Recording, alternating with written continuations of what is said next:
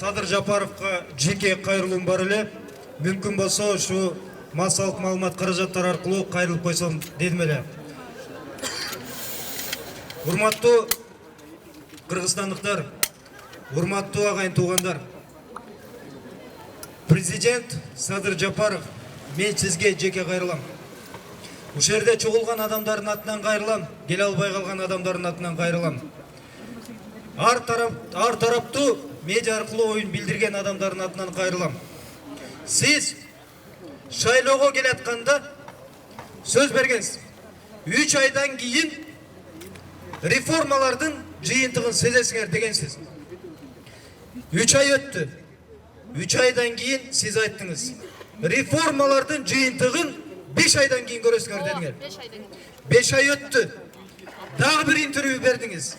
Силер, урматтуу кыргыз элим, реформалардын жыйынтыгын, анын маянасын жарым жылдан кийин көрөсүңөр дедиңер.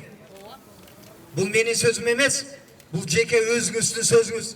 Мен сиз менен бетме-бет дебатка чакырып жолго алган эмесмин. Мына аргасыздан Ак үйдүн алдында журналисттер аркылуу кайрылууга туура келип атат. Бүгүн сиздин тарапташтар айткандай 1,5-2 ай гана иштеп атат. Тынч койгулачы деген жалган. Сиздин бийликке келгениңизге жарым жыл болду. Толугу менен 6 ай болду. Эмне өзгөрдү? Эч нерсе өзгөргөн жок. Эмне реформа болду? Эч нерсе болгон жок. Сиз атаган жаңы кадрлар келет дедиңиз. Бишкекте бир күндө 3 мэрди алмаштырдыңыз.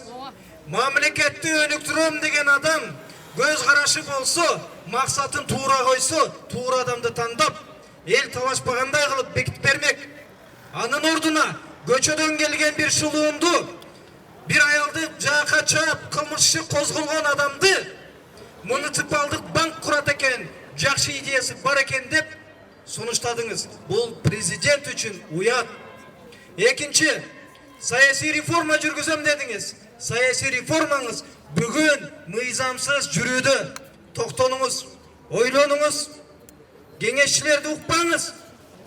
Мына алдымда айткан адамдардын аты аталган адамдарды укпаңыз.